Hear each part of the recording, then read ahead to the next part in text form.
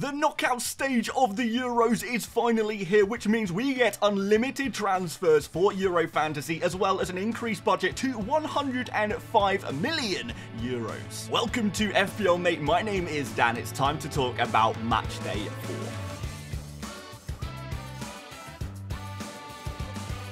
Okay guys, so I'm going to be sharing with you my first draft for Matchday 4. There might be a few tweaks as we go through the next couple of days, but if you guys are keeping up to date with videos and streams, I'm sure you'll know all about it by the time we hit deadline. Guys, I should let you know that I am going to be using my wildcard chip in Matchday 5. I'm very much playing the long game for my team. So if you do not have your wildcard anymore, maybe you already used it, maybe you already used many of your chips, that's absolutely fine. We're going to make suggestions throughout the video as we go through them. So let's start off in goal. And we're going to bring you Jordan Pickford, and I think it's going to be pretty obvious why we are going to be going for England defensive players. It's because, very simply, they're very, very good defensively. In fact, they're putting up the best defensive numbers of any team at the Euros so far. And although a lot of people will have complaints about the England attack, and that is completely justifiable because not only are England the best defense, but they're also the worst attacks in terms of chances produced so far this tournament. So yes, we don't like the England attack, but the defense you cannot complain about at all. And we're looking at the clean sheet odds according to the bookies for Matchday 4, and we're seeing a 55% chance of a clean sheet for England, and that is the joint second best at this stage of the tournament. So very, very nice there. I definitely would consider going for some England players, whether you are wildcarding in Matchday 5 or not, because England are on the safer side of the draw. And just looking at the fixtures, guys, want to throw them on screen, and we can see that there is two sides to this tournament, and we see the likes of England and Netherlands looking like they're on the favourable side of the draw with some great opportunities to make it all the way to the final. So if you're not wildcarding and you want to make sure you are picking players who have a good chance of going through the tournament, England and Netherlands are two teams you definitely want to keep a close eye on. But that's not to say there aren't going to be opportunities elsewhere, but if you don't have a wildcard, you just need to be a little bit more careful, and we'll be going through to our defenders next. And speaking of me not being careful, because I do have that wildcard, I've got a Kanji in this team, and if you guys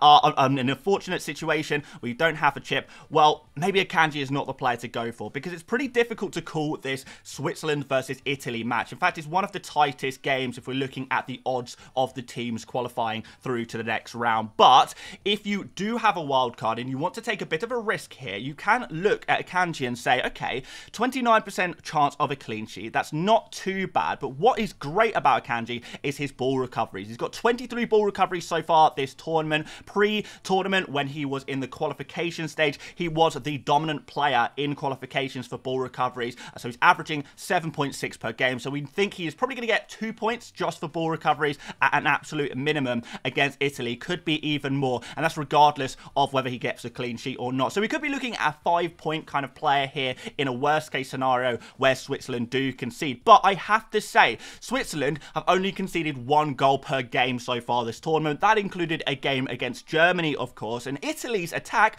well, that's not been too great either. Only scored 3 goals so far this tournament. 2 of them were against Albania as well. So Italy aren't exactly the brightest attack in the tournament so far. So you do have a chance of a clean sheet here, and if we do get a clean sheet, you add those ball recoveries for Akanji, and he manages to get a man of the match performance just like he did against Scotland, well, suddenly we're going to be looking at a lot of points. So I think there's high potential for a player like Akanji, but only if you have a chip to use in Matchday 5. If you do not, then maybe going for a Netherlands defender might be a bit more sensible. And I think Van Dijk would make a really nice replacement for Akanji if you want to play a bit safer. You're playing a game where you want to make sure you've got players qualifying for future rounds of the tournament. Of course, the Netherlands play against Romania, so that's going to be pretty useful there. Speaking of absolute ball recovery machines, we're going to be going for Mark Gahey here. Of course, 55% clean sheet odds, as we mentioned, for England. So I do like the English defensive double up, and I think you could even triple up on the English defense if you wanted to. That's definitely something to consider. 26 ball recoveries so far this tournament, which is very, very high. That's an average of 8 per game. So we could be looking at 3 ball recovery points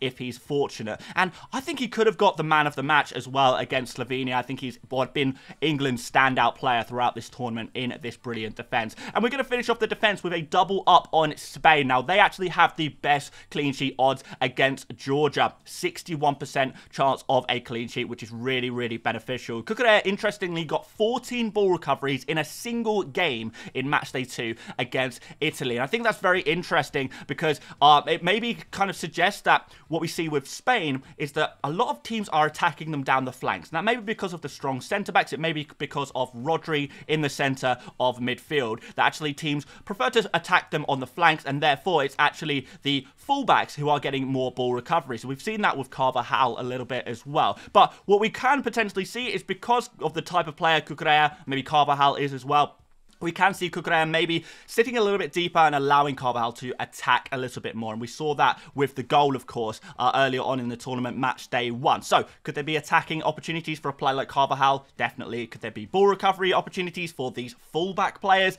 Yes, there can. And we don't see that as much for maybe some other teams where the fullbacks seem to be getting less ball recovery points than actually the centre-backs do. And the centre-backs seem to be dominant in those kind of numbers. In midfield, we are doubling up on the Germany midfield here against Denmark. I'm not sure if that is going to be an amazing idea or not, but this is the way I'm thinking at the moment. Now, first of all, Musiala, I think, goes in on merit, really. He has been one of the standout players of the tournament. He's looked really, really good. And with Germany being the host nation of the tournament, you do fancy them against any opposition, including the likes of Denmark. Well, we haven't got for any Germany defenders, but I think Mittelstadt is still a very good pick if you fancy going that way. Rudiger is another player I like for his ball recovery potential there. But Musiala is just been a standout attacker, and if Germany are going to be looking to get goals, it is going to be quite likely to come through the likes of Musiala. Now, Gundogan is putting some very good performances as well. He seems to be very much a nailed-on player in this Germany attack, and against Denmark, he is going to be back on penalties, we imagine, and very much involved. I have been a bit disappointed with Gundogan's ball recoveries, but that's not really been his role in the team, and you are really looking for those attacking returns. So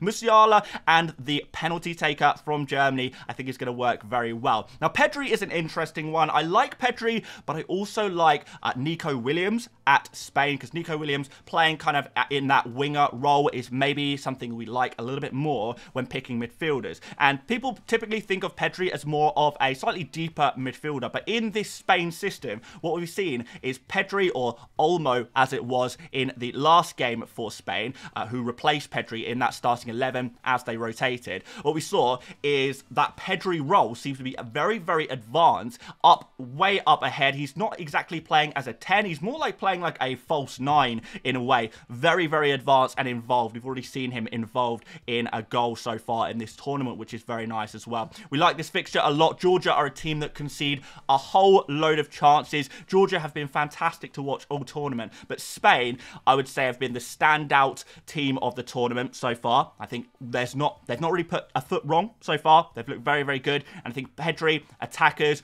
from Spain, defenders from Spain, we want to load up on these Spain players because of that great fixture against Georgia, who have been exciting, but defensively not quite there, a little bit weaker. And actually, if not for their goalkeeper, they would have conceded a lot more goals. And I do think with the ability and quality that Spain have in their team, they are going to put the sword to Georgia and score a few goals in this game. And it's going to be difficult to pick out those fixtures where a lot of goals can be potentially scored, because in the knockout stages, often games are a little cagier, but Spain being one of the top teams of the tournament, Georgia being one of the weaker teams of the tournament, meeting in the round of 16, this gives us an opportunity for fantasy points. And we've got Bruno Fernandes as our final midfield pick in the starting 11. Slovenia is the fixture, and I think Fernandes, we just know by now, he is a great creative player. He's looked fantastic every game.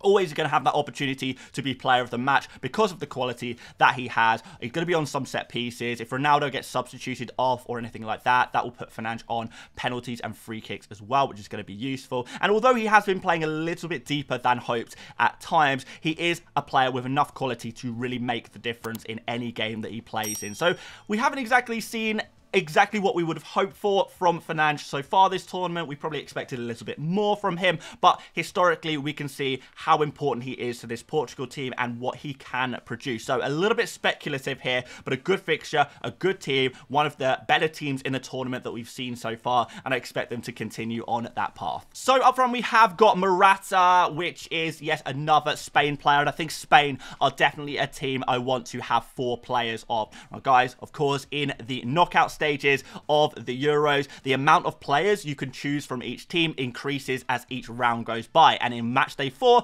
we get to choose 4 players from each team, and Spain are the team to do that on, for sure. Now, Morata is the penalty taker, the central striker, and the main man in attack when we're looking at this Spain team. And if we're looking for goals in this game, I think this is going to be a great way of achieving that. 2.45 predicted goals in this game, according to the bookies for Spain. That is the best odds of any team during the stage of the tournament. So not only do Spain have the best defensive odds, they also have the best attacking odds. And that's why that Spanish quadruple up is going to be so important. But like I said, if you do prefer to go for a Nico Williams, I think that's also absolutely valid, absolutely fine, and would maybe allow you to go for a slightly different forward. The other forwards I like at the moment are Memphis Depay at the Netherlands, and maybe Harry Kane if you want to go there with the England attack. But in my team here, I'm going without England attackers. I think I will rectify that when I use my wildcard in Matchday 5, but given that I don't have to plan too far in advance here, I'm not going to overload on an attack that I am yet to be convinced by. So no English bias from me, despite the fact that I am English. We are going to try and keep things objective and avoid a poor England attack, which brings us to our final player in the starting 11, and that's going to be Mbappe against Belgium. Now, although France only have 1.4 predicted goals against Belgium, if they are going to score, if France are going to score, it's going to be Mbappe. Let's be totally honest. He scored, of course, in Matchday 3 with the mask. The masked Mbappe is still doing really, really well, which is good to see. And Belgium, even though they are probably considered one of the better teams at the tournament, certainly if you look at their world ranking, their UEFA ranking, what we've seen from Belgium so far maybe does not reflect that. And I do expect France to go out there and score some goals. And of course, it's a little bit of a risky fixture if you don't have a wild card. And I probably wouldn't be looking to load up on France regardless, because if we're totally honest, Belgium can definitely score against France. The problem is, where else do you go in the attack? Mbappe seems to be the only attacker worth going for from this France team. I can't really figure out anyone else who gives me confidence. And guys, if any of you out there have any other ideas of France attackers to go for, particularly in the midfield slots, which seems to be completely empty in terms of French players likely to score goals, then please help me out here. I would love to have some more France picks in my team, but I cannot figure out where to go. I know people have looked at Griezmann, of course, in the past, Dembele, but, you know, these are not players that score a lot of goals anyway. I don't even know if they're totally nailed on to start every game either. But there we go. Mbappe is a no-brainer in this tournament, in this game of fantasy. So we can move on to the bench now. Okay, so this is the bench, and that means we haven't spent all of the money. There's actually 2 million budget left over, but there's nowhere to spend it. Honestly, the 105 million budget increase has been such a blessing that actually it's difficult to spend all of the money, and I would be spending money just for the sake of it if I continue to spend. But this is what we got on the bench. We've got Costa, first of all, 5 million goalkeeper, playing against Slovenia. Another team I am quadrupling up on, by the way, is this Portugal team, because they are second, not only for clean sheets, but also for predicted goals. So if we look at Spain as the best team to target for Matchday 4, we would say that Portugal are the second best team because of their great clean sheet odds and goal scoring odds. So same as England, 55% chance of a clean sheet against Slovenia. That's going to be very nice, and we're going to double up with Costa and Cancelo as our 2 Portugal defensive assets. Although, to be honest, with Pickford there, I don't know if we're going to need a Costa, but it's nice to have that backup, and if you have the money to spend, then why not spend it? Cristiano Ronaldo is another player we see on this bench. We expect him to be back playing regular minutes, looking to break records and take his Portugal side through all the way to the end of the tournament, as this will probably be his final Euro tournament, you would say, at this big age, maybe even his final major tournament full stop on the international level. But I'll let you guys speculate on that a little bit yourself. But penalty taker, main man in attack, has looked good whenever he has played, other than maybe Matchday 3 was a little bit of an exception for Portugal. But in general, I think Ronaldo has still shown that he is still top of his game. He hasn't fallen off yet. I will dispel those rumors immediately. And finally, hzfCWh, who is actually, interestingly, my only player playing on day 4 of Matchday 4. He plays Turkey on the 2nd of July, and I would either say go for hzfCWh or maybe go for Baumgartner. The only problem is Baumgartner did not start in Matchday 3, which does bring Baumgartner's minutes into question a little bit, and it could be that hzfCWh is the guy who is trusted a little bit more in those attacking midfield positions. But we've seen some good stuff from hzfCWh so far. Potential penalty taker if Arnautovic is not on the pitch, but Arnautovic has been playing so far, so I'm not 100% sure about that, but definitely a potential free kick taker, corner kick taker as well. hzfCWh can potentially take some corners if Wimmer is not taking them, so you're going to have a few different avenues to get points, and I think at 6.5 million, very good value for money. And outside of Netherlands, I would say that Austria is probably my favourite bet to go for an attacker there to see if you can get any, fantasy points that way as a kind of a last resort if your starting 11 don't perform. Of course, guys, I do prefer riskier players earlier on in the match day, but it seems like day 4, we'll bring that up on screen again for you guys.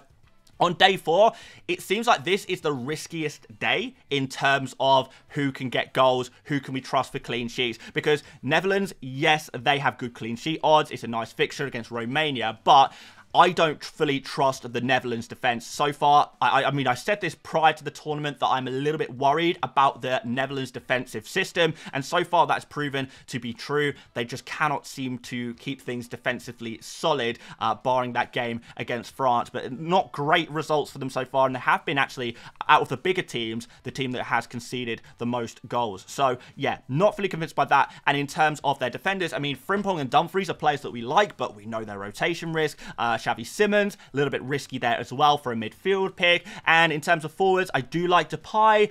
I don't know if I 100% trust him, and I think I just prefer the likes of Mbappe, Morata, and Ronaldo, even Harry Kane as well, to a Depay, even though Depay, I think, is a solid pick as well. Cody Gakpo, maybe someone to consider. But yeah, I think for me personally, because I'm using a wildcard in Matchday 5, it's difficult to pick out the Netherlands players I fully trust, and I think there's always potential and risk of rotation, and I think that just the day 4 fixtures, they're just super risky, and I just don't want to go there, and I'd rather wait until Matchday 5, play the wild card, reassess the situation, and go from there. But right now, guys, this is my team. Let's talk about captains. Day 1 for me, probably going to be Musiala, even though Gundogan proved to be the better captain back in Matchday 2. Musiala still putting in some really solid performances in Matchday 1 and 2, and is proving to be a very, very valuable fantasy asset who can continue to score and maybe assist as well. Seems to be doing okay with ball recovery points as well. Musiala is typically getting